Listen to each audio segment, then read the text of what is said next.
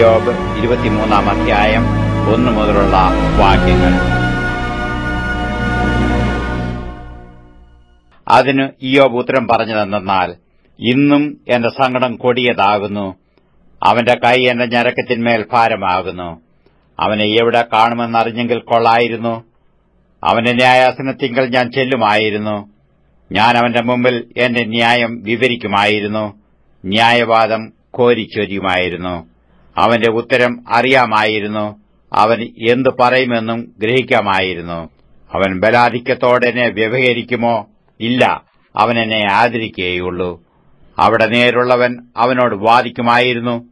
ഞാൻ സദാകാലത്തേക്കും എന്റെ ന്യായാധിപന്റെ കൈയിൽ നിന്ന് രക്ഷപ്പെടുമായിരുന്നു.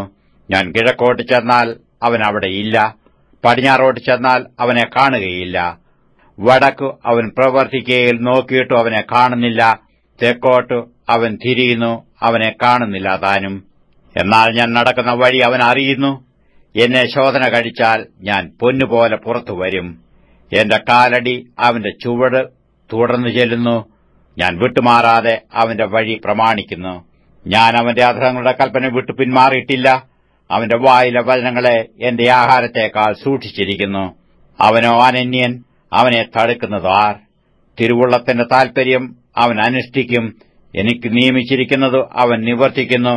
ഇങ്ങനെയുള്ള പലതും അവന്റെ പക്കൽ ഉണ്ട്. അതുകൊണ്ട് ഞാൻ അവന്റെ സാന്നിധ്യത്തിങ്കൽ ഭ്രമിക്കുന്നു. ഓർത്തു നോക്കുമ്പോൾ ഞാൻ അവനെ ഭയപ്പെടുന്നു. ദൈവം എനിക്ക് ധൈര്യക്ഷയം വരുത്തി, സർവശക്തൻ എന്നെ ഭ്രമിപ്പിച്ചിരിക്കുന്നു. ഞാൻ പരവശനായിരിക്കുന്നത് അന്ധകാര നിമിത്തമല്ല, കൂരിരുട്ട് എന്റെ മുഖത്തെ മൂടുന്നതുകൊണ്ടുമല്ല.